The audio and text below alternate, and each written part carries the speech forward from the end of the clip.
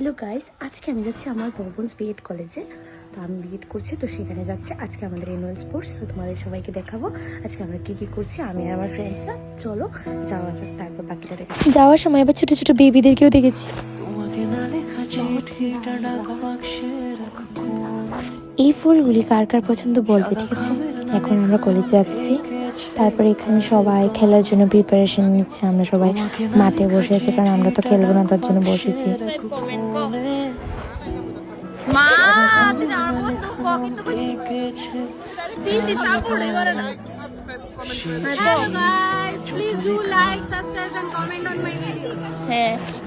এই ছেলেটা 10 বছরের জন্য এখানে ধ্যানে বসেছে, 10 বছর পরে উঠবে, তাও বউয়ের জন্য। ওয়েদারটা ভীষণ ঠান্ডা ছিল। আমরা সবাই খেলা দেবো না, আমরা বান্ধবী তারা সব অকর্মা ঠিকই, বুঝেছো? দেখো আমার বিউটিফুল বান্ধবী, আর দেখো ওরা কিন্তু খেলা দেবে না।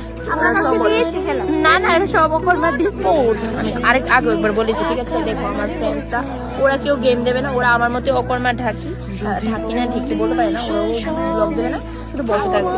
আর আমার আরেক কিউট ফ্রেন্ড, ও ব্লগ দেবে না, ও শুধু আমার সাথে বসে বসে একটু পরে পরে বলে আমার ভুক লেগেছে, ভুক লাগি। দেখছো আমাকে কাজ দিয়ে যাচ্ছে, আমাকে কিছু অর্ডার দিয়ে যাচ্ছে তারা। মোবাইল আছে, মোবাইল চুরি করে নিয়ে। আমরাও জানি না, আমরা শুধু লজিক ছাড়াই হাসাহাসি করি, আমাদের কোনো কাম নেই। অনেক রৌদ্র, তার জন্য নিজেকে ঢেকে ফেলেছি যাতে সানের রৌদ্র না লাগে।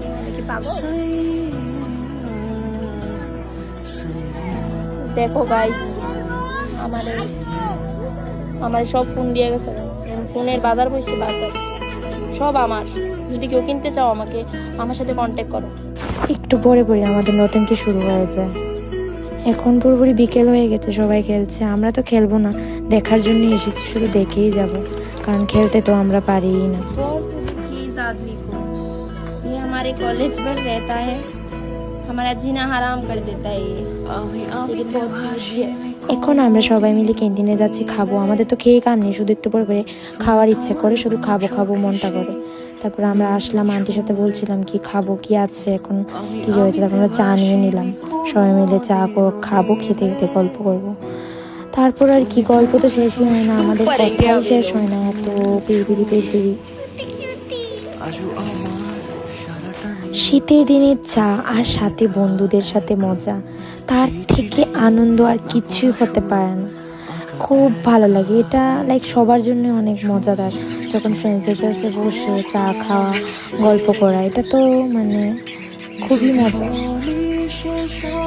তারপর কি আমাদের গল্পই শেষ হয় না, মাঝখানে ডালের বড়ো খেয়ে নিলাম, তারপর আবার ডগির পিছে পিছে দৌড়াচ্ছি, তারপর খেলা মোটামুটি